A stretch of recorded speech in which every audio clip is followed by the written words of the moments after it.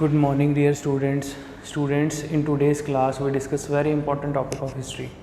So basically in today's class we discuss some important events of history after independence. Means students जो exam में हम ये कह सकते हैं कि आज़ादी के बाद जो घटनाएं हुई वो एग्ज़ाम पॉइंट ऑफ व्यू से कैसे पेपर में पूछी जाती हैं, कैसे क्वेश्चन बनते हैं, आज उसके बारे में हम डिस्कस करेंगे. सो स्टूडेंट्स बेसिकली बहुत बार आप ये देखो एग्ज़ाम में क्वेश्चन पूछा जाता है कि फर्स्ट जनरल इलेक्शन कब हुए थे, in which year first general election was held, पहली बार किसकी पार्टी बनी थी, कांग्रेस पार्टी कब सत्ता में आई थी, या फिर कई बार क्वेश्चन पूछ लिया जाता है जो हमने फर्स्ट 5 ईयर प्लान कब स्टार्ट किया था, प्लानिंग कमीशन कब अडॉप्ट किया था. तो ये कुछ बेसिक क्वेश्चंस एग्ज़ाम में पूछे जाते हैं आफ्टर इंडिपेंडेंस जो हमारे देश में इवेंट्स हुए. ठीक है, तो चलिए स्टूडेंट शुरू करते हैं. आज की क्लास में हम देखते हैं कि कौन कौन से इंपॉर्टेंट पॉइंट्स हम देखेंगे. इंपॉर्टेंट इवेंट्स आफ्टर इंडिपेंडेंस, तो मतलब कि देश की आज़ादी के बाद जो इंपॉर्टेंट इवेंट्स हुए, जो घटनाएं हुई, वो कैसे एग्ज़ाम में पूछी जाती हैं वो देखते हैं. इन 1948 देखो 1947 में देश आज़ाद होता है. देश आज़ाद होने के बाद एक इंटीरियम गवर्नमेंट बनाई जाती है जब अंग्रेज़ देश को छोड़ के जाने लग जाते हैं. ब्रिटिश पार्लियामेंट का जो प्राइम मिनिस्टर जो है वो डिक्लेयर कर देता है कि इंडिया को लिबरेट कर दो, आज़ाद कर दो, और 1948 तक जो है सारे अंग्रेज भारत से वापस आ जाएंगे. देन स्टूडेंट्स 1948 में सी राजा गोपालाचारी, इंपॉर्टेंट पॉइंट है बहुत ज़्यादा. ठीक है, सी राजा गोपालाचारी, चक्रवर्ती राजा गोपालाचारी देश के पहले और आखिरी गवर्नर जनरल बनते हैं ऑफ फ्री इंडिया. ये क्वेश्चन एग्ज़ाम में पूछा जा सकता है. ठीक है, कि हमारे देश के पहले और आखिरी, ये डायरेक्ट ऐसे नहीं आएगा, ये पूछ लेंगे कि देश आज़ाद होने के बाद means after independence who was the governor general of India. Answer is C Rajagopalachari. Because students जो लॉर्ड माउंटबेटन था last viceroy of British India, ठीक है, last viceroy of British India 1947 में लॉर्ड माउंटबेटन होता है. देश आज़ाद होने के बाद भी कुछ समय के लिए 6-8 महीने के लिए लॉर्ड माउंटबेटन ही देश का वाइस रॉय रहता है. ठीक है, मीन्स आफ्टर फ्री इंडिया भी अंग्रेज़ों का ही था. जब लॉर्ड माउंटबेटन अपनी पोस्ट से हट गया था तो सी राजा गोपालाचारी को देश का गवर्नर जनरल बनाया गया था. ठीक है स्टूडेंट, नेक्स्ट इंपॉर्टेंट पॉइंट है 1949 में constitution of India adopted, constitution assembly 26 November. Students हमारे देश का जो संविधान है वो हमने 26 नवंबर को कंप्लीट कर लिया था बना के, जिसको एज अ लॉ डे भी सेलिब्रेट किया जाता है. 26 नवंबर को मैं आपको बता दूं, इंपॉर्टेंट डेज एंड इवेंट में क्वेश्चन पूछ लेते हैं. एज अ लॉ डे, या आप कह सकते हो 26 नवंबर को एज अ कॉन्स्टिट्यूशन डे भी मनाया जाता है. कॉन्स्टिट्यूशन डे, संविधानिक दिवस. तो 26 नवंबर को बेसिकली हमने अपना संविधान कंप्लीट रेडी कर लिया था, कंप्लीट बना लिया था कॉन्स्टिट्यूंट असेंबली ने. लेकिन हम प्रॉपर उसे लागू कब करते हैं? 26 जनवरी को, 26 जनवरी 1950 को. ठीक है, 1949 26 नवंबर को हमने अपना कॉन्स्टिट्यूशन 2 साल 11 महीने, ठीक है, कितने समय में? 2 साल 11 महीने 18 दिन, इतने समय में हमने अपना कॉन्स्टिट्यूशन रेडी किया. स्टूडेंट्स ये इंपॉर्टेंट चीज़ें हम पॉलिटी में भी पढ़ेंगे जब आगे हम पॉलिटी पढ़ेंगे अपने एग्ज़ाम पॉइंट ऑफ व्यू से. तो बेसिकली जब 26 जनवरी को हमने अपना कॉन्स्टिट्यूशन कंप्लीट कर लिया तो हम उसको प्रॉपरली, आप ये कह सकते हो, लागू कब कर रहे हैं, अडॉप्ट कब कर रहे हैं? 26 जनवरी 1950 को. 26 जनवरी का दिन क्यों हम सिलेक्ट कर रहे हैं? क्योंकि स्टूडेंट्स आप लोग पढ़ चुके हो मॉडर्न हिस्ट्री में 26 जनवरी 1930 को जब कांग्रेस पार्टी लाहौर सेशन अपना लगा रही थी, वहाँ पर लाहौर सेशन में कांग्रेस पार्टी ने ये डिक्लेयर कर दिया कि अब से हम जब भी अपने देश की स्वतंत्रता, जब भी अपने देश की आज़ादी सेलिब्रेट करेंगे वो दिन होगा 26 जनवरी.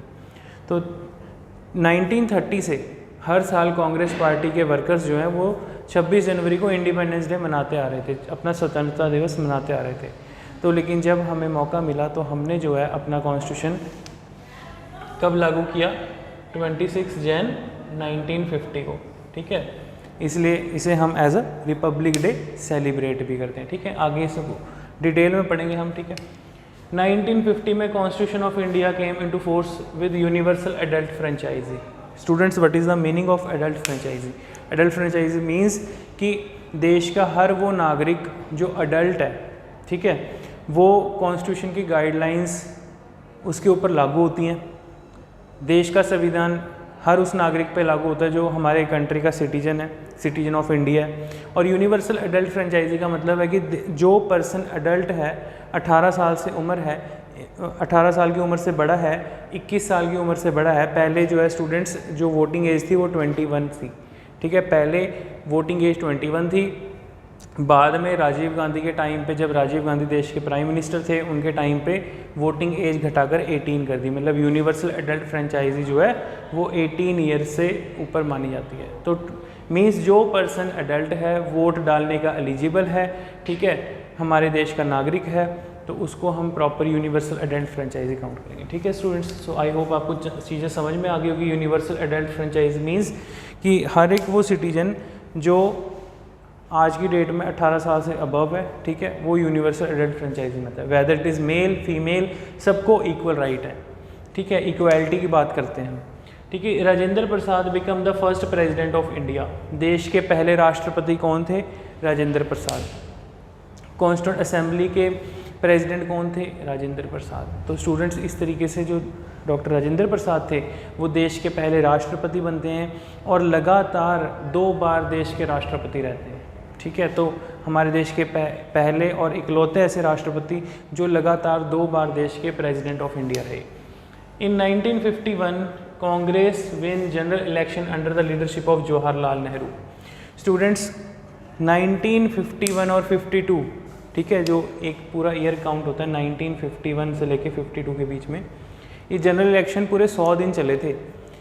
उस टाइम पे कौन सा हमारे पास बहुत ज़्यादा अकाउंटेबिलिटी थी, कोई प्रॉपर ईवीएम मशीन्स थी कि हम इलेक्शन करवा लेंगे, तब तो बैलेट से जो है पर्ची सिस्टम से वोटिंग होती थी। उस टाइम पे जब पूरे इंडिया में इलेक्शन कराए गए तो उस टाइम पर first time Congress party general election को जीतती है। किसकी हाज़िरी में? जवाहरलाल नेहरू। तो देश के पहले प्रधानमंत्री कौन थे? पंडित जवाहरलाल नेहरू। ठीक है स्टूडेंट्स, नेक्स्ट इंपॉर्टेंट पॉइंट है, इन 1953 यूजीसी इस्टेब्लिश। ये क्वेश्चन एग्जाम में पूछा जा चुका है एक बार कि यूनिवर्सिटी ग्रांट कमीशन कब बना था? 1953, वेरी वेरी इंपॉर्टेंट।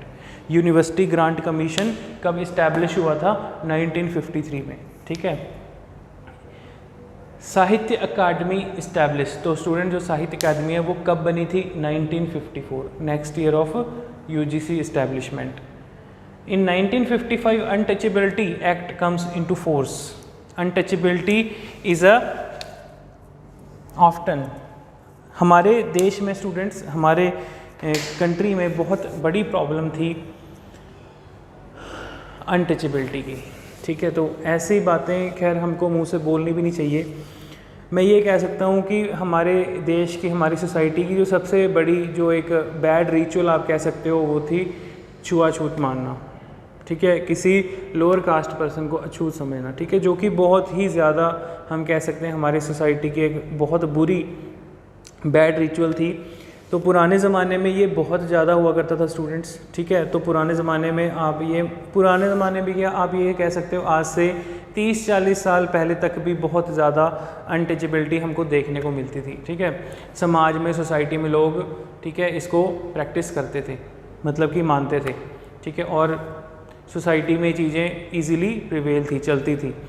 तो इसको 1955 में अनटचेबिलिटी को as a sin, as a crime जो है, it was often as a crime, ठीक है। अगर कोई भी पर्सन अपने से किसी भी पर्सन को, ठीक है, या मान लो अपने से कोई लोअर कास्ट का पर्सन है, कोई अदर रिलीजन का पर्सन है, उसके साथ अगर वो अनटचेबिलिटी प्रैक्टिस करेगा, उसके साथ वो ऐसे छुआछूत कोई भेदभाव करेगा, उसके ऊपर डायरेक्ट एक्शन लिया जा सकता है, ठीक है। तो ये एक बहुत अच्छा कानून बना सोसाइटी के लिए, ठीक है। तो it means, it reflect, it shows, हमारा कॉन्स्टिट्यूशन किसकी बात करता है? इक्वालिटी की, समानता की, सबको इक्वल राइट है, सबको समानता का अधिकार है। तो आपको ये चीज़ भूलनी नहीं चाहिए, ठीक है। इंपॉर्टेंट पॉइंट है, एग्जाम में पूछ लेते हैं, कई बार इसका आर्टिकल ही पूछ लेते हैं, ठीक है। हमारे जो फंडामेंटल राइट्स हैं स्टूडेंट्स, उसमें आर्टिकल 17 जो है वो एबोलिशन ऑफ अनटचेबिलिटी की बात कर रहा है, ठीक है। आर्टिकल 17 एबोलिशन ऑफ अनटचेबिलिटी कब? 1955 में ये एक्ट बन चुका था। देन हिंदू मैरिज एक्ट जो है वो भी 1955 में पास होता है, ठीक है। और 1956 में बहुत इंपॉर्टेंट चीज़ बनती है, SCR का मतलब है students state reorganisation commission act pass होता है।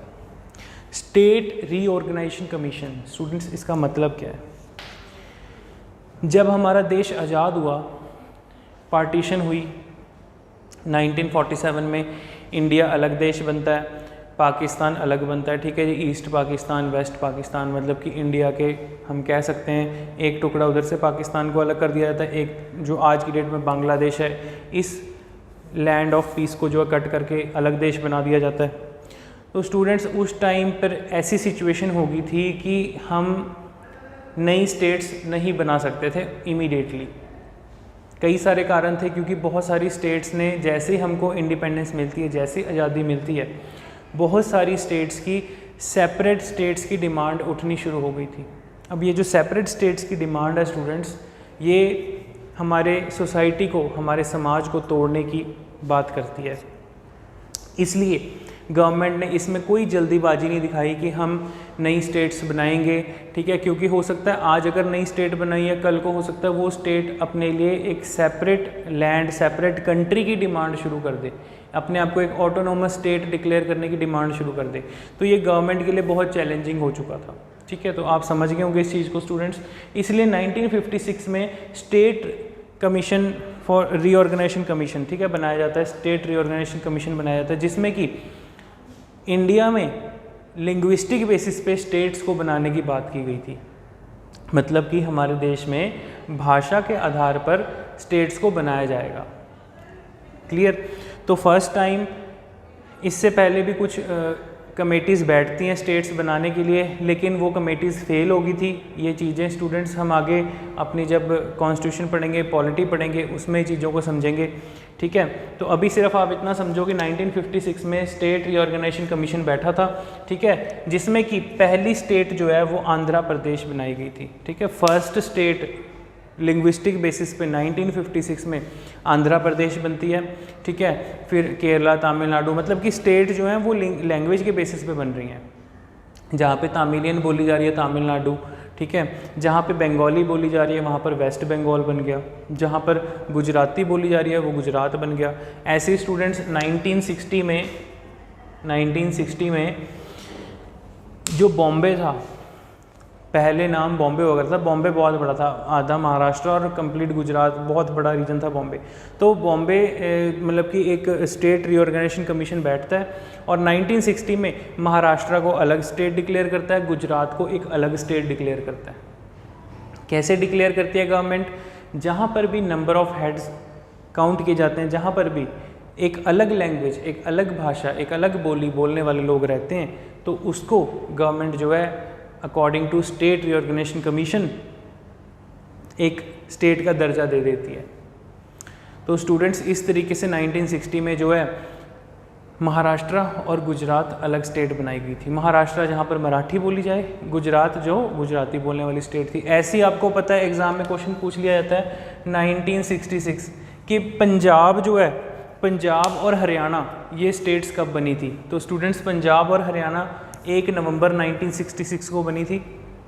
दोनों स्टेट्स की कैपिटल सेम है, ठीक है, चंडीगढ़। और पंजाब बनाया गया था जहाँ पर नंबर ऑफ हेड्स काउंट करके, जहाँ जिस रीजन में लोग पंजाबी बोलने वाले रहते हैं। हरियाणा बनाया गया था जिस रीजन में लोग हरियाणवी बोलने वाले रहते हैं, या फिर आप ये कह सकते हो कि जो लोग संस्कृत के ऊपर, ठीक है, एजुकेशन में हिंदी के ऊपर ज़्यादा फोकस करते हैं। तो इस तरीके से पंजाब को अलग स्टेट बनाया गया था 1966 में, ठीक है। तो ये बेसिक पॉइंट आपको पता होना चाहिए, ये चीज़ें आगे हम डिटेल में पढ़ेंगे, ठीक है। इन 1957 all India radio renounce the Akashvani. तो स्टूडेंट्स ऑल इंडिया रेडियो जो है ये कोई नया नहीं है, ये अंग्रेज़ों के टाइम से चलता आ रहा है। तो अंग्रेज़ों के टाइम से ऑल इंडिया रेडियो ही हम कहते हैं इसे, लेकिन 1957 में ऑल इंडिया रेडियो का रीनेम करके, नेम चेंज करके, मतलब कि क्या रखा गया? आकाशवाणी। क्लियर? तो ये क्वेश्चन पूछ सकते हैं कि आकाशवाणी जो है वो कब इस्टेब्लिश हुआ था, रीनेम कब किया गया था ऑल इंडिया रेडियो का नाम कब बदला गया था? 1957। In 1958 very very important students, ये इंपॉर्टेंट इवेंट है, Panchayati Raj institution was launched. Panchayati Raj institution students, हमारे देश में हम ये कह सकते हैं भारत एक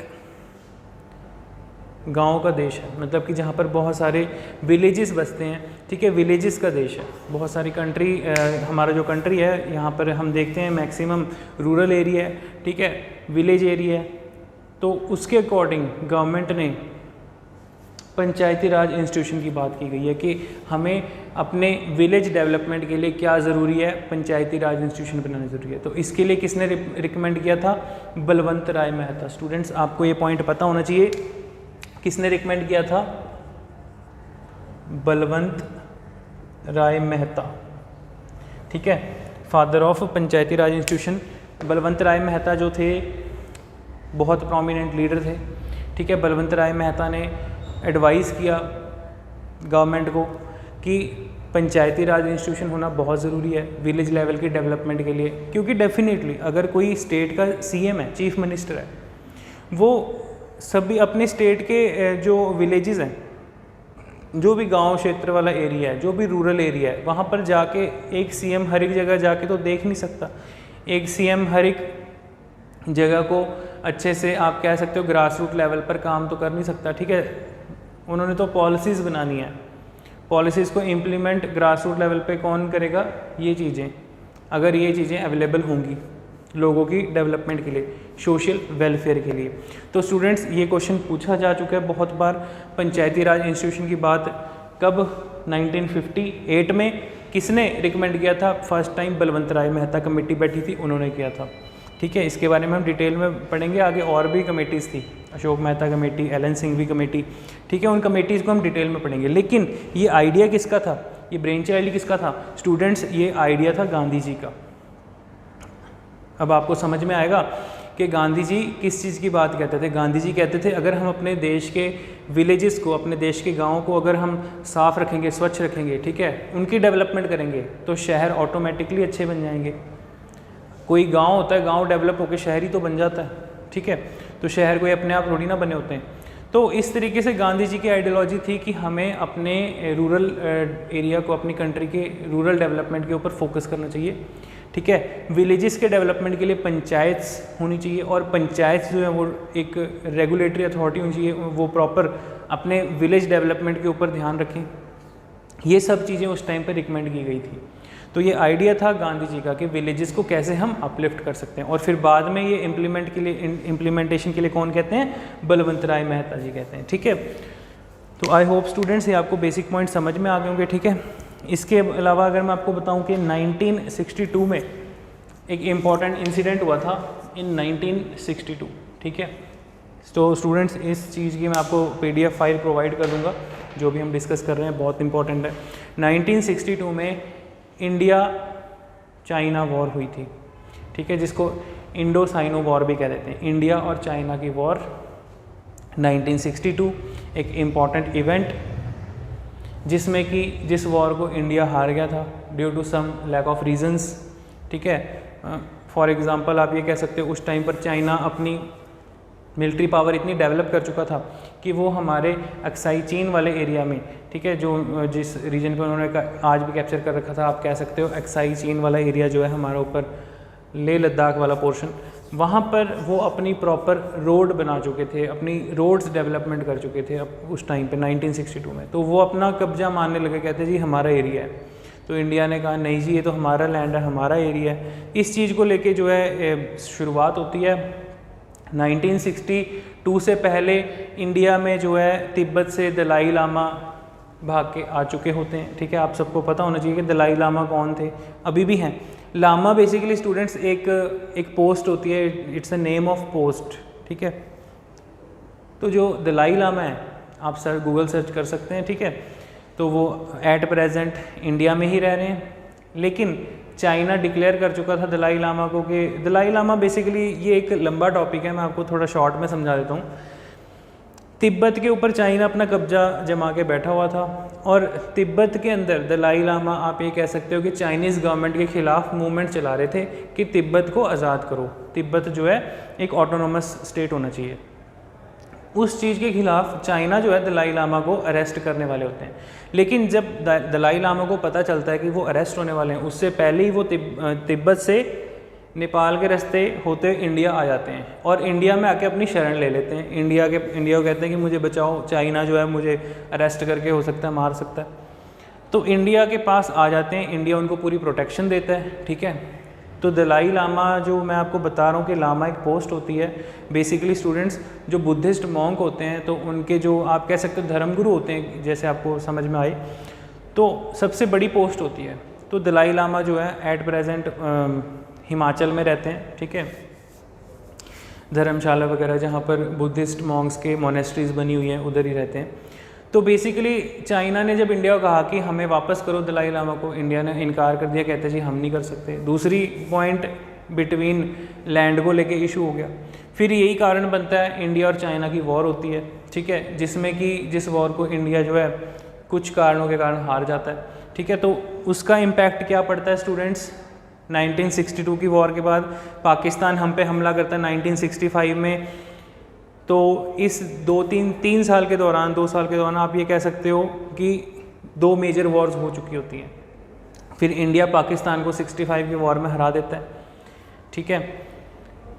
और इस बीच हमारा जो 5 ईयर प्लान जो गवर्नमेंट बनाती होती थी इकोनॉमिक डेवलपमेंट के लिए, वो 5 ईयर प्लान जो है वो ख़राब हो जाता है। तो स्टूडेंट्स ये 5 ईयर प्लान्स वाला जो टॉपिक है ये हम डिटेल में करेंगे, ठीक है। 5 ईयर प्लान क्या है ये मैं आपको इकोनॉमिक्स में डिटेल में बताऊंगा। तो आई होप आपको ये टाइमलाइन समझ में आ गई होगी। यहाँ तक आप ये बेसिक पॉइंट्स नोट कर लीजिए, take your time.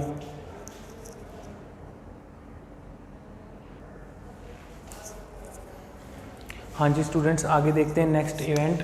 In 1969 14 leading bank nationalised. Very very important point students, government ने 1969 में 14 बैंक नेशनलाइज किए थे। नेशनलाइज मीन्स राष्ट्रीयकरण करना, जैसे कि हमारा SBI है, PNB है, जो भी हमारे गवर्नमेंट सेक्टर के बैंक हैं, पब्लिक सेक्टर बैंक्स हैं।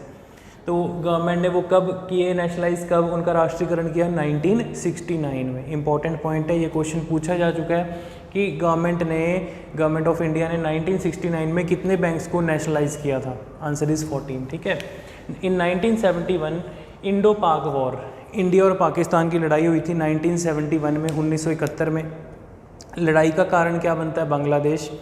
बेसिकली स्टूडेंट्स, बांग्लादेश में पाकिस्तान आर्मी ने वहाँ पर लोगों के ऊपर बहुत ज़्यादा आप कह सकते हो उनके ह्यूमन राइट वायलेशन, लोगों के ऊपर अत्याचार बहुत बढ़ चुका था, जिसके कारण कि वहाँ पर से लोग डिमांड करते हैं कि इंडिया हेल्प करे। और पाकिस्तान इंडिया के ऊपर अटैक करने वाला होता है सी रूट से, ठीक है जी, गाज़ा अटैक समथिंग ऐसे करके कुछ अटैक होने वाला होता है। तो ये सब चीज़ों के बारे में जब इंडिया को पता चलता है तो इंडिया इस वॉर के लिए प्रिपेयर रहता है। और 1971 में इंडिया ने पाकिस्तान को बैटल में बुरी तरह हराया। 90,000 पाकिस्तानी सोल्जर्स को अरेस्ट किया, ठीक है, और फिर बांग्लादेश को आज़ाद करवाया, ठीक है। जो ईस्ट पाकिस्तान था पहले 1971 से पहले, फिर बांग्लादेश बाद में 1972 के बाद कंट्री का नेम चेंज करके बांग्लादेश रखते हैं। और इंडिया के साथ बांग्लादेश के बहुत अच्छे रिलेशन उसके बाद से हो जाते हैं, ठीक है। इन 1975 आर्यभट्ट लॉन्च, हाँ जी, हमारे देश का कंट्री का पहला सैटेलाइट। स्टूडेंट्स, ये क्वेश्चन पूछा जा सकता है कि कब लॉन्च हुआ था। ये तो सबको पता होगा कि पहला सैटेलाइट आर्यभट्ट था, ठीक है। आर्यभट्ट लॉन्च कब हुआ था, ये क्वेश्चन एग्जाम में पूछा जा सकता है, ईयर दे सकते हैं, ठीक है। तो कुछ ऐसे इंपॉर्टेंट इवेंट्स के ईयर हमको पता होने चाहिए, वो टिप्स में होने चाहिए। बैंक कब नेशनलाइज हुए, ठीक है, आर्यभट्ट कब लॉन्च हुआ, ये इंपॉर्टेंट पॉइंट है। Mother Teresa wins Nobel prize in 1979। 1979 में मदर टेरेसा को नोबेल प्राइज़ मिला था, ठीक है, इंपॉर्टेंट पॉइंट है। In 1982 EVM, very very important question students, as it is exam में ये पूछा गया एक बार, ठीक है, कि इलेक्ट्रॉनिक वोटिंग मशीन जो है पहली बार कब यूज़ की गई थी। तो ये केरला के जो जनरल असेंबली इलेक्शन थे वहाँ पर स्टूडेंट्स यूज़ हुआ था ठीक है। पहली बार मतलब कि जब ट्रायल इसका शुरू हुआ तो पहला ट्रायल जो है कहाँ पर, केरला के ऊपर किया गया, ठीक है। कब, 1982 में। इंपॉर्टेंट पॉइंट है बहुत ज़्यादा। इन 1984 Rakesh Sharma first Indian spaceman. तो जो राकेश शर्मा थे जो पटियाला से ही थे, ठीक है, आपको पता होना चाहिए स्टूडेंट्स, राकेश शर्मा पहले इंडियन थे जो स्पेस में गए थे, इंडियन स्पेसमैन, ठीक है। दूसरी बात स्टूडेंट्स आपको ये पता होना चाहिए कि राकेश शर्मा जो थे वो इंडियन एयरफोर्स में आप कह सकते हो कि फ्लाइंग ऑफिसर हुआ करते थे, ठीक है। तो वो साइंटिस्ट नहीं थे बेसिकली, ठीक है, तो वो एक ऑफिसर थे एयरफोर्स के, ठीक है। उस टाइम पर आई थिंक एग्जैक्टली मुझे याद नहीं है, लेकिन हाँ वो आप ये कह सकते हो कि फ्लाइंग ऑफिसर से ऊपर के रैंक के थे। तो यंग थे काफ़ी, मतलब जब उनको भेजा गया, ठीक है। तो पहली बार जो इंडियन भेजा गया राकेश शर्मा, इंपॉर्टेंट पॉइंट है, ठीक है। स्क्वाड्रन लीडर रैंक पे थे आई थिंक, ठीक है। तो ये रैंक्स होते हैं, आपको पता होना चाहिए, कई बार बेसिक क्वेश्चन पूछ लिया जाता है। जो स्क्वाड्रन लीडर का रैंक होता है ना स्टूडेंट्स, वो इंडियन आर्मी के मेजर रैंक के इक्विवेलेंट होता है, ठीक है। और एयरफोर्स में वो स्क्वाड्रन लीडर रैंक होता है, ठीक है। तो राकेश शर्मा उस टाइम पे स्क्वाड्रन लीडर थे, ठीक है, जब उनको भेजा गया था स्पेस में। इंपॉर्टेंट पॉइंट है ये 1984 में, ठीक है। 1988 में Pakistan conferred it's highest civilian award निशान पाकिस्तान। तो जैसे हमारी कंट्री का भारत रत्न है स्टूडेंट्स सबसे बड़ा हाईएस्ट सिविलियन अवार्ड, वैसे ही निशान पाकिस्तान पाकिस्तान का सबसे बड़ा सिविलियन अवार्ड है। ये इन्होंने दिया था मोरारजी देसाई को, ठीक है, पहले प्राइम मिनिस्टर एक ऑपोजिशन पार्टी के, जनता दल पार्टी के, ठीक है। तो पाकिस्तान ने निशान पाकिस्तान किसको दिया था, मोरारजी देसाई को। नेक्स्ट इंपॉर्टेंट पॉइंट है स्टूडेंट्स, 1991 में LPG reform, liberalisation, privatisation, globalisation, ठीक है। तो एलपीजी रिफॉर्म होता है, न्यू इकोनॉमिक पॉलिसी हम अडॉप्ट करते हैं। बेसिकली हमारी कंट्री की इकॉनमी जो है वो बहुत ज़्यादा लॉस में जा रही होती है, क्योंकि 1990 से पहले, 1990 से पहले स्टूडेंट्स, 1990 से पहले हमारे देश की इकॉनमी एक क्लोज्ड इकॉनमी थी, मतलब कि एक्सटर्नल ट्रेड जो है वो ना के बराबर था, जिसके कारण कि हमें बहुत लॉस हुआ। और कंट्री में लाइसेंस राज था, ठीक है। सिर्फ 6 या 7 कंपनियों को गवर्नमेंट लाइसेंस दे देती थी कि इस चीज़ की प्रोडक्शन आप करेंगे, और कोई पर्सन उस चीज़ की प्रोडक्शन नहीं कर सकता था। अगर कोई करेगा वो इलीगल माना जाएगा। तो इन चीज़ों के कारण जो है हमारी कंट्री की इकॉनमी जो है वो बहुत ज़्यादा डाउनग्रेड में चली गई थी, ठीक है। तो एक इकोनॉमिक डिप्रेशन आप कह सकते हो उस टाइम पे आया। उसको उठाने के लिए हमें एलपीजी रिफॉर्म अडॉप्ट करना पड़ा, लिबरलाइजेशन, प्राइवेटाइजेशन, ग्लोबलाइजेशन, ठीक है। और न्यू इकोनॉमिक पॉलिसी गवर्नमेंट ने बनाई। तो 1991 के टाइम पे पीवी नरसिम्हा राव की सरकार थी। उस टाइम पीवी नरसिम्हा राव देश के प्रधानमंत्री थे, ठीक है। और डॉक्टर मनमोहन सिंह देश के इकोनॉमिस्ट, फाइनेंशियल मिनिस्टर और एक बहुत बड़े देश के इकोनॉमिस्ट सलाहकार आप कह सकते हो, ठीक है। तो इम्पॉर्टेंट पॉइंट है स्टूडेंट्स। तो ये सारे बेसिक इंपॉर्टेंट पॉइंट्स हमने डिस्कस किए जो एग्ज़ाम पॉइंट ऑफ व्यू से कई बार पेपरों में पूछे जाते हैं, और मैंने आपको बीच बीच में बताया कि कैसे क्वेश्चन एग्ज़ाम में आए हुए हैं। तो ये आप वीडियो को स्टूडेंट्स अब आप रिपीट करके देखिए, ठीक है। कोई चीज़ नहीं समझ में आई उसको बार बार देखिए, और इसकी मैं PDF फाइल आपको प्रोवाइड कर दूँगा। तो students, now we wind up our session. Thank you.